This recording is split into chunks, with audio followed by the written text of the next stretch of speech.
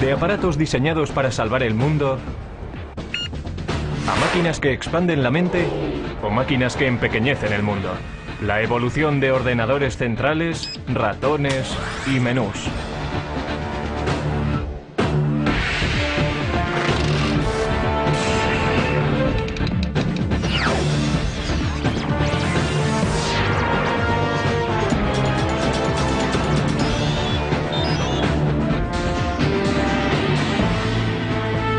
El ordenador ha revolucionado la manera en la que trabajamos, jugamos, viajamos y nos comunicamos. Afecta cada parte de nuestras vidas.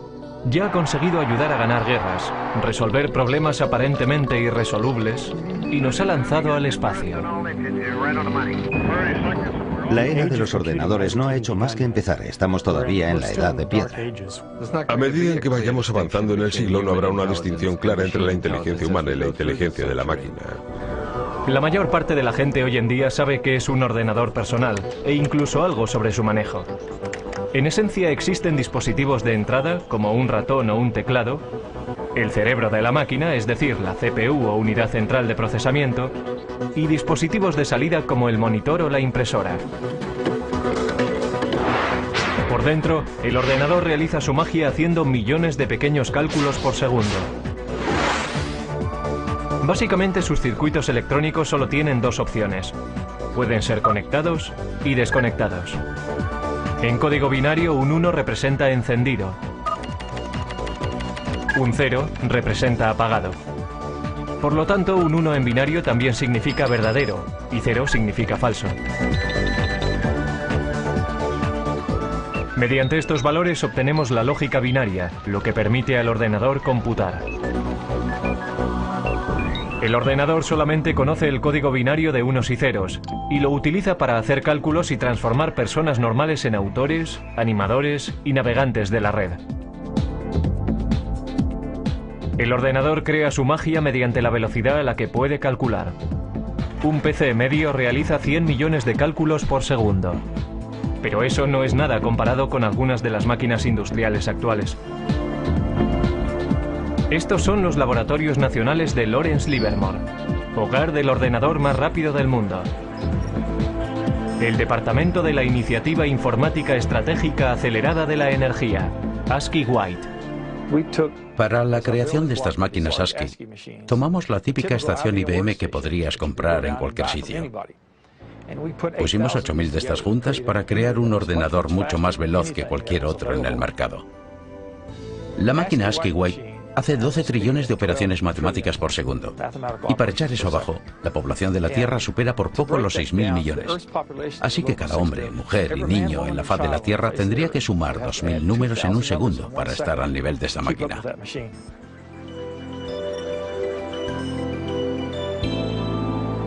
Como si fuera el guardián del silicio, el ASCII White está dedicado al servicio del país. Los laboratorios nacionales Lawrence Livermore son responsables de cerciorarse de la seguridad y la actuación de las armas nucleares de la nación. En 1992, el presidente George Bush prohibió las pruebas nucleares bajo tierra. Eso hace que sea muy difícil calcular el arsenal nuclear. Ahora los laboratorios han decidido emplear superordenadores para hacer las simulaciones y determinar la integridad de las armas que van cogiendo tiempo. Si se piensa en un arma nuclear y todos sus componentes, se empieza a comprender qué difícil es el proceso. Tenemos que ser capaces de simular cada una de las partes, la física que tiene lugar dentro de ellas. Estos simulacros son tan complicados que incluso a un ritmo de 12 trillones de cálculos por segundo llevarían semanas completar una prueba. El ordenador también tiene el poder de modelar moléculas. Esto ayuda a los científicos a diseñar experimentos antes de ir al laboratorio y entender cómo podrán ser los resultados. La manera más efectiva de obtener información del ordenador a la mente humana es mediante muestras visuales. Un enorme número de vídeos expositores de alta resolución convierte el infinito número de unos y ceros del ordenador en un increíble tapiz pixelado. Necesitamos ver el contexto, ser capaces de entender cómo encaja todo y después utilizamos esta simulación en una escala muy fina, en un bloque, un elemento para nuestras simulaciones más grandes que cubren un mayor volumen de espacio o un sistema mucho más grande. Sin estas paredes no seríamos capaces de entender este simulacro. Paradójicamente, mientras la tecnología va haciéndose más pequeña, los superordenadores como el White siguen ocupando todavía un gran espacio y una atención especial. Bien, estamos en la habitación eléctrica, que en realidad está al otro lado de la pared de la habitación del ordenador. Un ordenador de este tamaño necesita mucho material de apoyo. El ordenador ahora requiere aproximadamente 1,3 megavatios, eso es más o menos unas 1300 ohms. Requiere manipuladores de aire y refrigeradores. 3 refrigeradores de 675 toneladas impiden que el White se sobrecaliente haciendo circular agua fría a través de tuberías bajo el suelo. La máquina representa el esfuerzo coordinado de cientos de brillantes cerebros. Pero con la máquina ASCII podemos rastrear su origen hasta un hombre que no estaba demasiado preocupado por la seguridad nacional, pero tenía un gran interés en el ganado. Charles Babbage fue un científico británico que inventó el salvaganado para evitar que los trenes de vapor descarrilaran chocando contra bovinos desconcertados.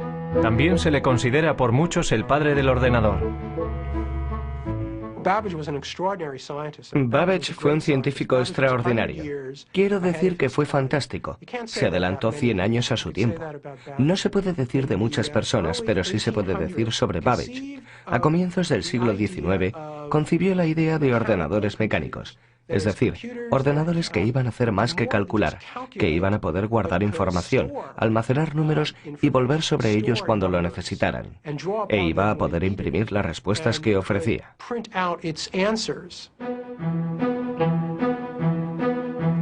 Como científico, Babbage confiaba plenamente en la precisión de tablas matemáticas, logaritmos y tablas de gravedad. Computar esos cuadros es lo que la gente conoce por ordenadores. Desafortunadamente, estos ordenadores cometían errores con frecuencia, enfureciendo así a su inventor. Errar es humano, pero para Babbage, ser humano no era suficiente. Primero previó un complejo sistema de engranajes y ejes que trabajaban juntos para hacer cálculos. Después de 10 años de trabajo, sin embargo, tiró el proyecto a la basura. Solo lo completó parcialmente para diseñar un aparato incluso más sofisticado. Una máquina que poseyera los componentes básicos de los ordenadores modernos. Las tarjetas perforadoras le proveían las entradas. Un mecanismo llamado el molino hacía los cálculos y el almacén guardaba los nombres como memoria.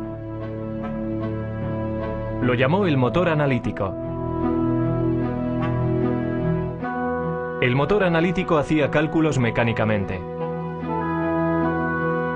Después de introducir los datos, el mecanismo tenía que ser accionado por una manivela, haciendo girar cientos de engranajes intrincados, ejes y ruedas numeradas para calcular los resultados. Babbage anticipó que la máquina de 15 pies de altura funcionaría a vapor por su tamaño. Pero Babbage nunca construyó una máquina. Su protoordenador se colapsó antes de que pudiera completarlo. Fue víctima de herramientas imprecisas y de la falta de fondos. Todo esto ocurrió 100 años antes de que se volviera a concebir la idea de un aparato así.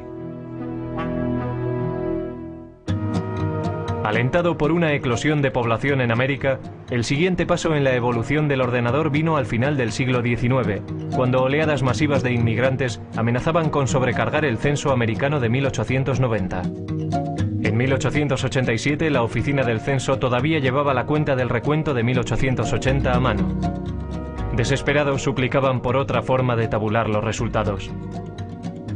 Entonces fue cuando un anterior inspector del MIT llamado Hermann Hollerith introdujo una serie de máquinas que harían que el recuento del censo fuera tan fácil como contar 1, 2 y 3. Cada persona estaba representada por una tarjeta. Los individuos tenían que perforar las cajas relacionadas con su edad, sexo, raza y profesión. Los trabajadores del censo entonces introducían las tarjetas perforadas en las máquinas. La tabulación se hacía con electricidad. Al utilizar clavijas eléctricas, los resultados se registraban en una serie de diales, como si fueran relojes. Otras máquinas separaban las tarjetas. Las máquinas de Hollerith aceleraban de forma vertiginosa el procesamiento de la información. En solo 6 semanas se había hecho el recuento del censo de 1890 de 62.622.250 habitantes. Entonces Hollerith continuó comercializando ese invento. Se dio cuenta de que el censo era un gran cliente, pero seamos realistas, si solo recibes un pedido una vez cada 10 años. Entonces salió y consiguió hacer negocio entre los ferrocarriles, por ejemplo, y formó una compañía que finalmente se convirtió en la base para la IBM. La invención de Hollerith fue un hito en el camino de lo mecánico a lo digital. Pero todavía faltarían 50 años y el poder destructivo de una guerra mundial para que arrancara el primer ordenador verdadero. Antes de los años 30, los aparatos mecánicos computacionales se utilizaban para seguirle la pista a la población, pasajeros de tren y archivos de seguros de vida. Pero los primeros ordenadores digitales electrónicos se construyeron con un objetivo mucho más persuasivo en la mente: ayudar a ganar una guerra mundial. Una de las máquinas más tempranas se propuso por los británicos para romper el código alemán, conocido por Enigma. Con ello empezaron a creer que se podía ganar la guerra. Una de las personas que trabajó para romper el código Enigma fue Alan Turing. Su trabajo antes de la guerra ayudó a establecer la base teórica para los ordenadores que se construyeron en los 40. En el norte de Londres, en unas instalaciones secretas en Bletchley Park, los británicos construyeron Colossus, un tipo de ordenador diseñado para romper el código Enigma. Colossus comparaba secuencias de letras a un ritmo de 25.000 caracteres por segundo. La máquina solo podía realizar la tarea de unir letras, pero lo hacía muy bien. Sus transmisiones descifradas alemanas se denominaron el ultrasecreto, el secreto mejor guardado de la guerra. Principalmente, el Colossus llevaba a cabo funciones logísticas de las letras de un alfabeto en una corriente de letras que venían de un mensaje de radio interceptado. No los descifraba, pero sí podía efectuar una serie de combinaciones que en gran medida se asemeja a lo que hace un ordenador. Mientras el Colossus rompía códigos alemanes, al otro lado del Atlántico los ingenieros trabajaban para construir otro aparato computacional, una máquina que influiría directamente en el diseño de todos los ordenadores futuros. América era un centro neurálgico productor de instrumentos de guerra, pero para 1943 había una escasez crítica de un componente sorprendente de la máquina de guerra: tablas de disparos para piezas de artillería. Estas tablas permitían a los artilleros apuntar sus armas correctamente en gamas diferentes, altitudes, temperaturas y condiciones del viento. Los ordenadores humanos trabajaron frenéticamente para producir cálculos mecánicos para crear esas tablas, pero lo pasaron mal intentando estar a la altura. Durante la Segunda Guerra Mundial se producían muchas armas. Había que calcular muchas tablas de disparo. Era realmente un gran trabajo y estaba ralentizando la entrega de armas al frente. Para solucionar el problema, John Mauchly, un físico de la Universidad de Pensilvania, se propuso construir un ordenador gigante electrónico que podía calcular tablas de números en minutos, no horas. El ejército, desesperado por un aparato que les ayudara a ganar la guerra, de mala gana se centró en el coste propuesto de $500,000. Mauchly y un brillante estudiante de ingeniería eléctrica, Presper Eckert, empezaron a construir ENIAC, el integrador numérico, electrónico y ordenador. Mucho más grande que el Colossus, nunca se había concebido nada parecido a ENIAC. Casi con 100 pies de largo y 30 toneladas, contenía 70.000 resistencias, 10.000 condensadores, 6.000 interruptores y 18.000 tubos de vacío delicados.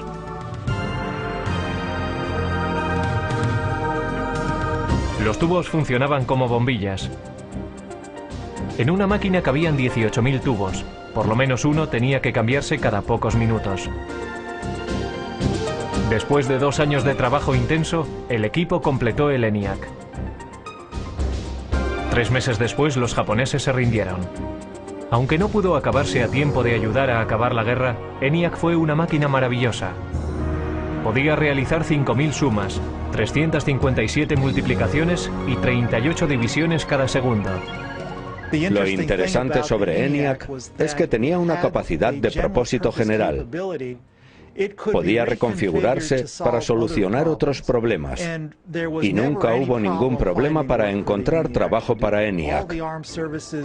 Todos los servicios armados exigían tiempo para poder usarlo. También clientes industriales y universidades. Así que se le mantuvo ocupado hasta bien entrados los 50. Pero a ENIAC, la máquina más compleja de su tiempo, todavía le faltaban muchas de las cualidades de un ordenador moderno. Su memoria era muy primitiva y solo podía almacenar un máximo de 20,10 números decimales. Tenía que recablearse laboriosamente cada vez que se programaba. Y no podía tomar decisiones lógicas basándose en sus cálculos. Pero ENIAC ya había demostrado que los ordenadores se podían construir.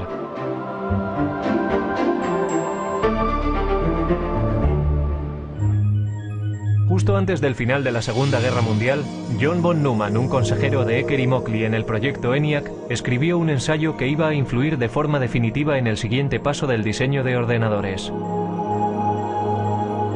Von Neumann poseía una memoria fotográfica y era uno de los científicos principales enrolados en el proyecto Manhattan. El artículo de von Neumann delineaba la estructura de un ordenador moderno. El diseño comprendía una unidad de procesamiento y una unidad de control, memoria, entrada y salida. Pero lo más importante en la evolución de los ordenadores tendría su capacidad de programación internamente en su memoria. Internamente contenía programas para darle al ordenador su potencia y versatilidad, porque un programa interno puede modificar lo que hace, basándose en los datos o los resultados de las computaciones. El trabajo de von Neumann proponía una máquina que realmente poseyera una capacidad general de propósito. En su trabajo describió los atributos del ordenador, cómo tenía que organizarse de forma lógica.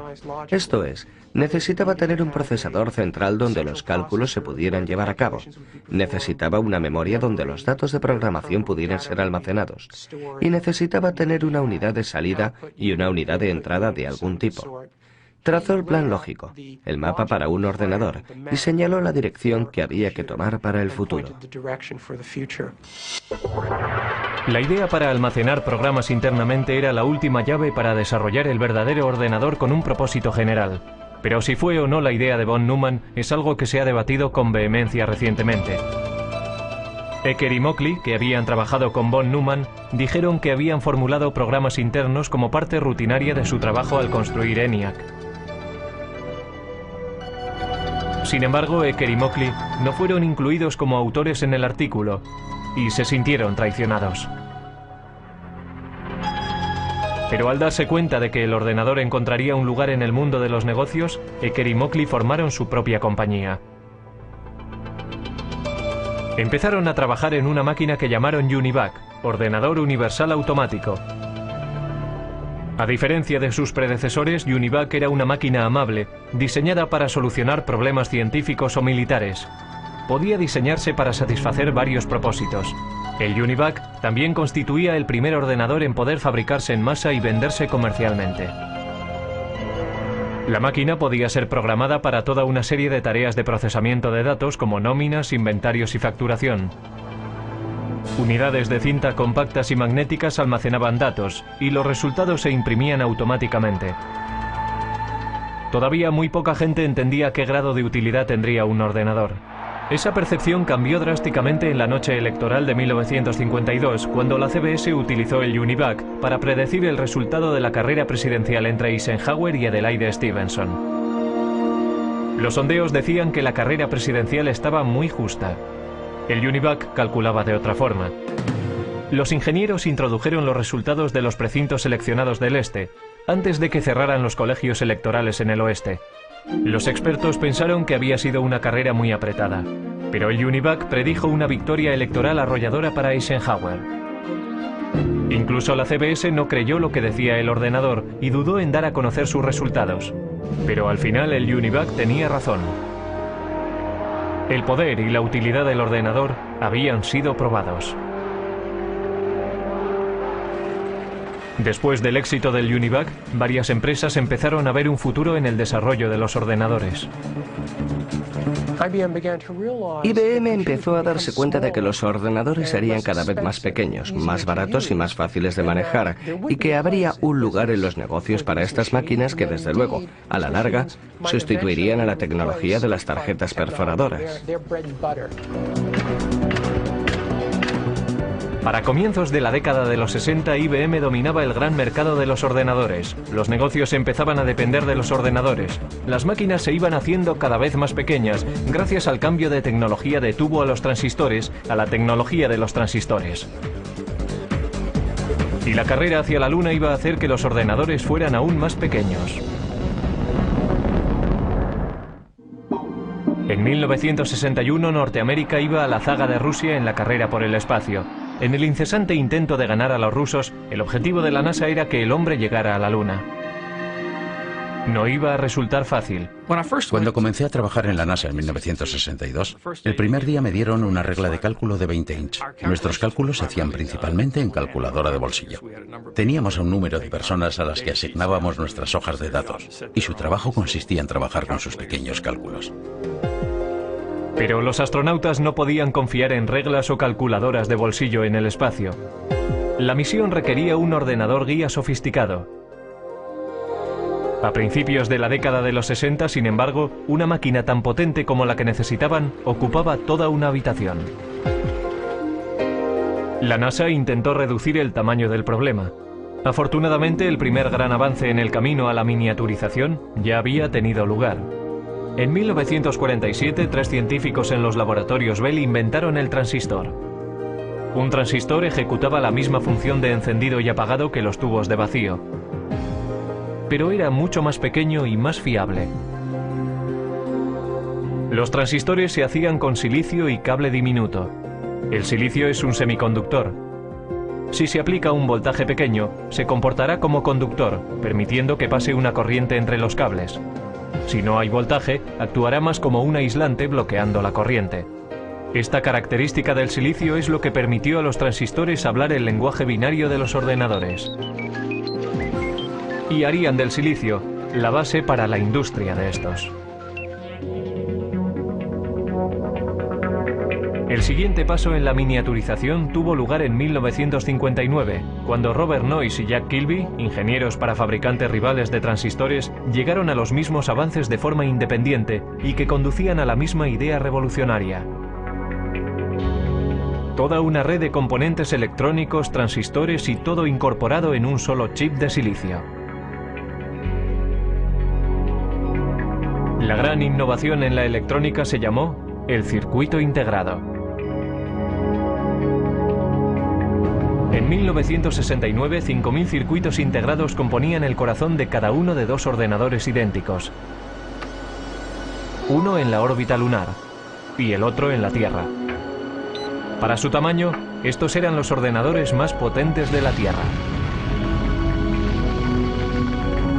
Mientras Neil Armstrong daba un pequeño paseo en el polvo lunar, Ted Hoff, un ingeniero con la compañía de chips Intel, estaba dando un gran paso en el proceso hacia la miniaturización.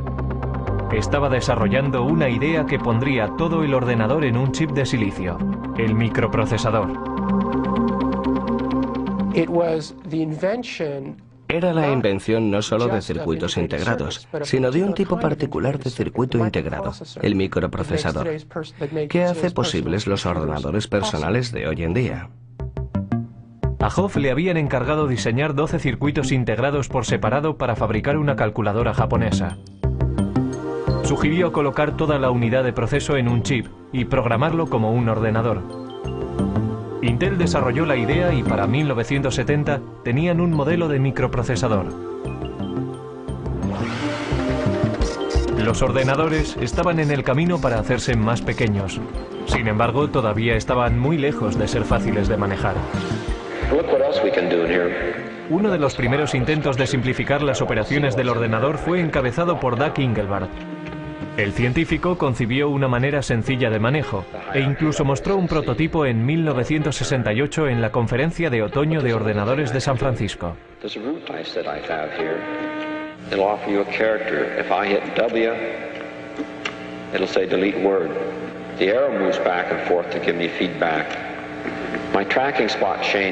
Soldando un teclado y un aparato para señalar que llamó ratón, Engelbart trabajaba con un ordenador a 30 millas de distancia, unido por microondas, y demostró que se podía procesar palabras en un hipertexto.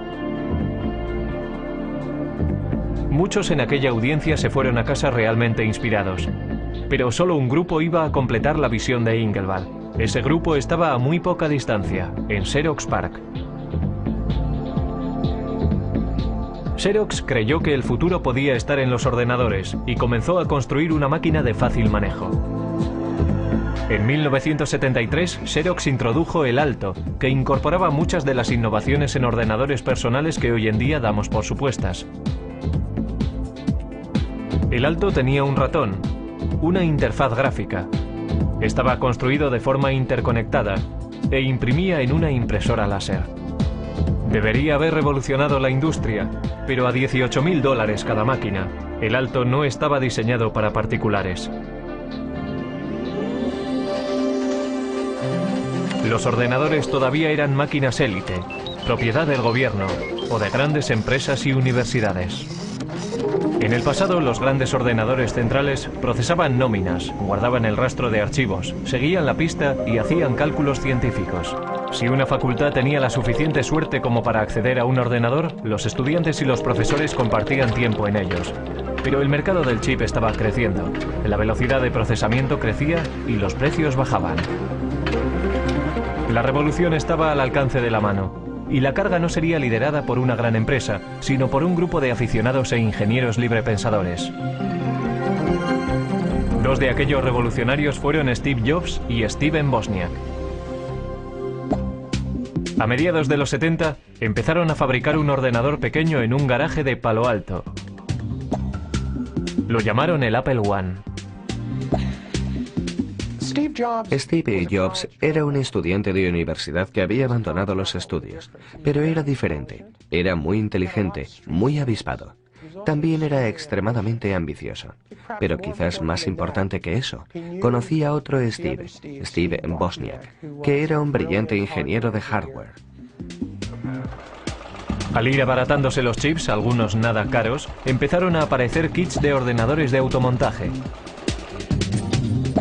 Uno de estos primeros kits apareció en la cubierta de Popular Electronics en 1975. Se llamaba el Altair. El Altair se planteó como el primer kit de mini ordenador para rivalizar con modelos comerciales. Muchas personas se interesaron en él a $400 cada kit. Estos primeros ordenadores, anteriores a los primeros Apple, eran en realidad para técnicos e ingenieros informáticos que tenían conocimiento de cómo conectar cables y conectar otros dispositivos y hacerlos trabajar. Así que pensé, compraré unos cuantos chips, un microprocesador y diseñaré mi propio ordenador. No fue que quisiera burlarme del mundo, era solo que quería hacer de este ordenador algo más personal que los interruptores que tienen posiciones arriba y abajo para introducir extraños números binarios. Steve Jobs vendió su Volkswagen y Steven Wozniak vendió su calculadora HP para financiar su empresa. En 1977 introdujeron el Apple II, un ordenador atractivo, independiente y un teclado. Con la adición de un monitor y un drive para un disquete, el aspecto de un ordenador personal empezaba a cobrar forma. El Apple II se estandarizó con 4 kilobytes de memoria y a un precio base de $1.200. Era mucho más barato que las máquinas industriales anteriores. El Apple II ayudó a convertir al PC en un aparato de fácil manejo. El comprador no tenía que pasar tiempo soldando las partes meticulosamente. La persona podía inmediatamente empezar a programar el ordenador o comprar software desarrollado por florecientes compañías de software. Con la esperanza de quitarle una parte de la cuota de mercado, en 1981 IBM introdujo su versión de un aparato ordenador personal, conocido simplemente por PC. Las ventas continuaron creciendo a principios de los 80. Pero antes de que el ordenador personal inundara todo el planeta, la máquina todavía había de simplificarse para el usuario, algo que cualquiera pudiera manejar. Los primeros ordenadores Apple, igual que los tempranos ordenadores personales, no tenían interfaces gráficas, no tenían ratones. Tenían lo que se conoce como una interfaz con línea de comandos. Esto es, uno tecleaba las instrucciones en el ordenador y las instrucciones aparecían como texto en la pantalla. Inspirados por el trabajo llevado a cabo en Xerox PARC, Apple tomó muchas de las mejores características de los ordenadores de Palo Alto, como la interfaz gráfica y el ratón, los mejoró y fabricó una máquina al alcance del bolsillo. Apple introdujo el ordenador Macintosh en 1984. Lo que hizo que el Macintosh fuera un ordenador fácil de usar era su sistema operativo y sus aplicaciones, conocido como software. El software es la lista de instrucciones que le dicen al ordenador lo que tiene que hacer, si tiene que comportarse como un tratamiento de textos o como una hoja de cálculo. Cada vez más, el software dominaba los avances que se hacían en la informática. Y Bill Gates, el joven presidente de una compañía de software llamada Microsoft, estaba allí para capitalizarse en el mercado creciente. Finalmente se convertiría en un gran nombre conocido, apostando por su visión en un vasto imperio de software y convirtiéndose en el hombre más rico del mundo.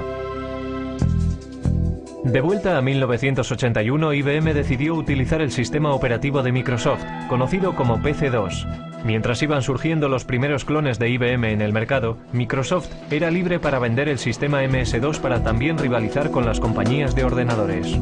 IBM no intentó aferrarse al software y al hardware y tenerlos en dos compañías diferentes. Era genial para Microsoft. Todo el mundo podía venir y construir un ordenador Intel y Microsoft tenía el sistema operativo. Así que lo que pasó fue que entrabas en una tienda en aquellos días y marca tras marca todos los ordenadores ya eran compatibles y de pronto veías un Macintosh. La imitación es la forma más sincera del halago, pero Apple no se sintió halagada cuando Microsoft introdujo su plataforma Windows para PC. Windows imitaba, algunos dicen que robó, la interfaz gráfica, descargó menús y todo lo que Apple había popularizado. Existe la idea de que Bill Gates vino a Apple y copió el aspecto gráfico y el uso que después condujeron a Windows, porque cualquiera, una vez visto, no hay que verlo durante mucho tiempo. Bueno, ya sabes, este es el futuro, y una vez cruzas la puerta, ya no hay vuelta atrás. La verdadera historia es que nosotros necesitábamos software y Gates tenía una empresa, Microsoft, que escribía software, así que tuvimos que enseñarle un ordenador y darle copias para que lo escribiera. No había otra manera, y no lo llamaría robar exactamente. Es como ser un oportunista y buscar en los lugares apropiados y negociar la manera como lo quieres. Incluso cuando otro lo inventó primero, es difícil llamarlo robar. Las ventas se dispararon en los 80. De 500.000 máquinas al año en 1981 a 7 millones para el final de la década. Máquinas fáciles de manejar y software más sofisticado que nunca excitó la imaginación general. Pero la revolución estaba muy lejos de haber acabado. Internet estaba destinado a alterar enormemente la vida de las personas. Pronto, todo el planeta estaría atrapado en una red de la que no se puede escapar. Lo siguiente, ver cómo tu casa queda conectada. La televisión, la tostadora, la cafetera y el microondas. En la década de los 90 las ventas de ordenadores se dispararon, llevadas por la red. Yo diría que Internet es más importante que los ordenadores personales, aunque necesitas un ordenador personal para utilizar Internet. Es como, ¿qué es más importante? ¿Las calles o los coches? La web nos conecta, pero no de forma tan restrictiva como antes. La tecnología sin cable nos hace móviles. Ya hay asistentes digitales y aplicaciones de la web que siguen cambiando el aspecto y el papel de los ordenadores. Los microprocesadores están en todas partes. La línea divisoria entre ordenadores, teléfonos móviles y otros productos electrónicos es muy difusa. Es el continuo empequeñecimiento de la tecnología del chip lo que está espoleando la evolución. Lo que tengo aquí es una unidad de fabricación de tecnología de silicio. Y este ejemplo concreto es una lámina de microprocesador de Pentium 3. Eso es más o menos de 8 inches de diámetro. Y tiene capacidad para 200 microprocesadores Pentium 3.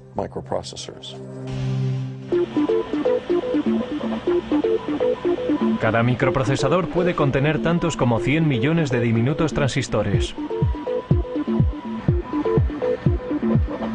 Los chips se fabrican mediante un proceso llamado fotolitografía.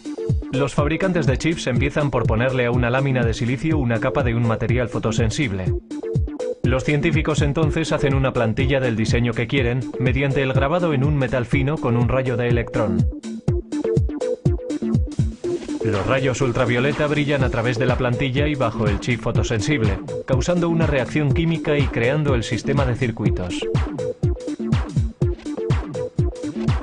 Un chip se fabrica colocando capa tras capa. Estos chips, que son básicamente microordenadores, están encontrando su lugar en aparatos inteligentes.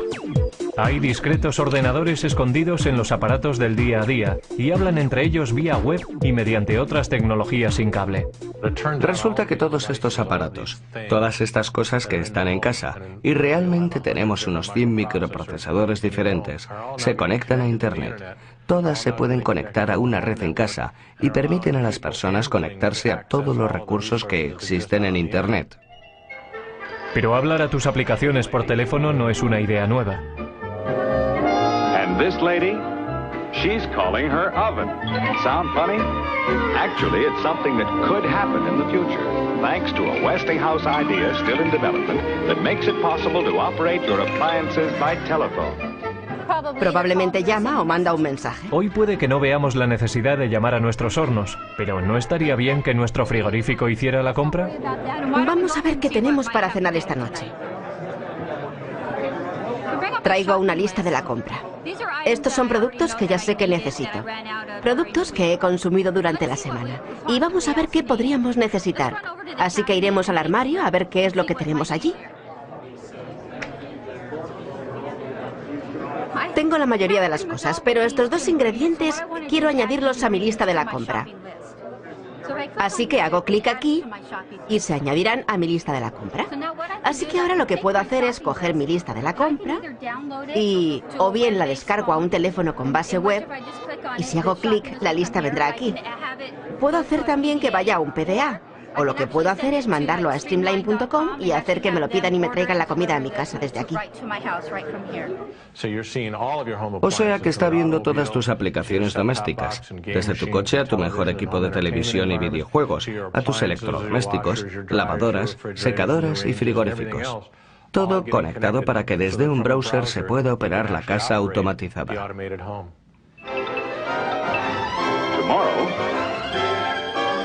Westinghouse telephone control may allow you to feed your pets, open or close your windows, operate any of the appliances in your home, even if you're miles and miles and miles away.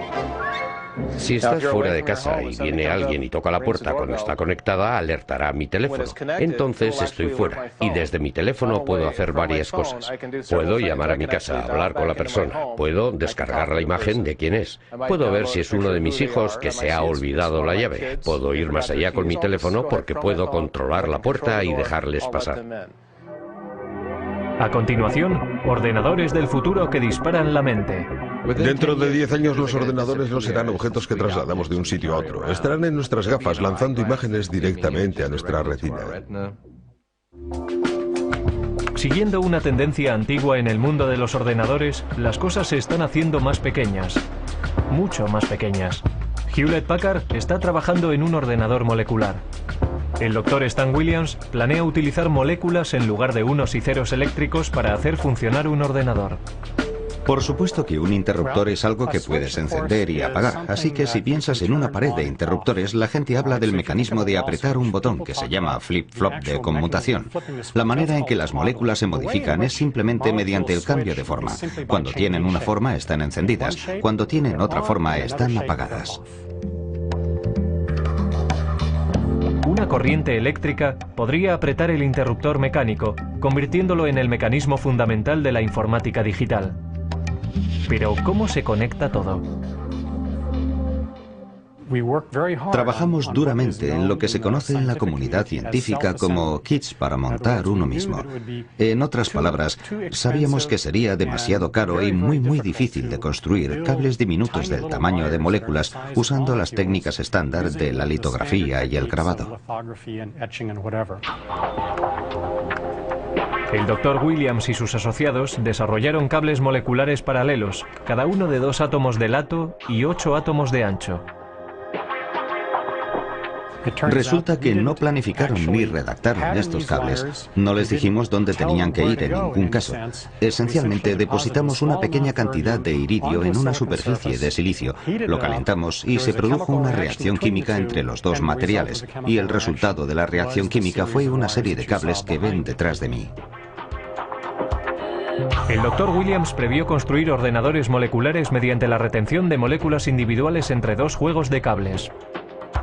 Con este tipo de memoria molecular podríamos construir tanta memoria en cualquier cosa del tamaño de una uña. Podríamos almacenar fácilmente toda la biblioteca del Congreso en ella.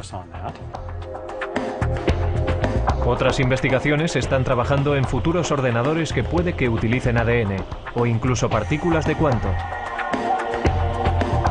Con el almacenamiento masivo y el poder verdadero de la informática, la siguiente generación puede que sean ordenadores modelados según el cerebro humano. La inteligencia artificial en la ciencia y en el arte de fabricar ordenadores hace cosas que nosotros consideramos que requieren la inteligencia humana. Estamos desarrollando sistemas que pueden ser parejos o incluso superar a la mente humana dentro de nuestros dominios. Si se trata de jugar al ajedrez, diagnosticar una enfermedad, guiar misiles crucero a través de terrenos, tenemos un sistema que puede operar al nivel humano dentro del marco de estas tareas definidas. Lo que no tenemos todavía es sistemas que puedan entender el lenguaje humano con la flexibilidad de los humanos. Eso llegará. Alan Turing fue un arquitecto informático temprano que trabajó para desmontar el código Enigma durante la Segunda Guerra Mundial.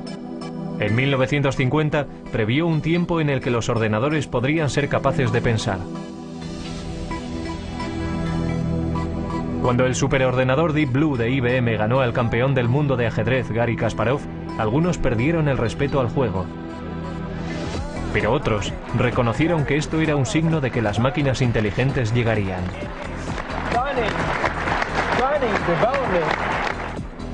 La electrónica molecular podría incluso borrar la línea entre el hombre y la máquina. Tendremos ordenadores muy pequeños y muy potentes que podrán viajar a través de nuestro sistema venoso. Tendrán el tamaño de las células de la sangre y se comunicarán sin cable con nuestras neuronas. Así que seremos capaces de agrandar nuestra capacidad de pensar, velocidad de pensamiento, aumentar la memoria humana, incrementar nuestras habilidades cognitivas y modelos de reconocimiento mediante la combinatoria de nuestra inteligencia biológica con estas nuevas formas de inteligencia no biológica.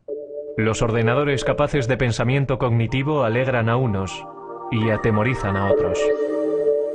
Lo veo como algo derivado de la inteligencia humana. En muchos casos serán copias de la inteligencia humana y encarnarán nuestros valores. Quizá por eso estamos preocupados, porque sabemos que la naturaleza humana en sí misma es dual. Tenemos una parte muy creativa y también una muy destructiva, y la tecnología está multiplicando eso.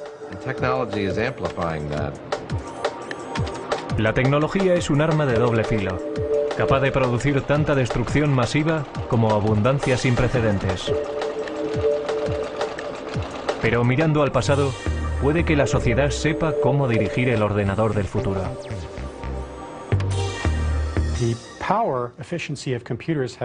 El poder eficaz de los ordenadores se ha incrementado por un factor de 100 millones en tan solo 50 años.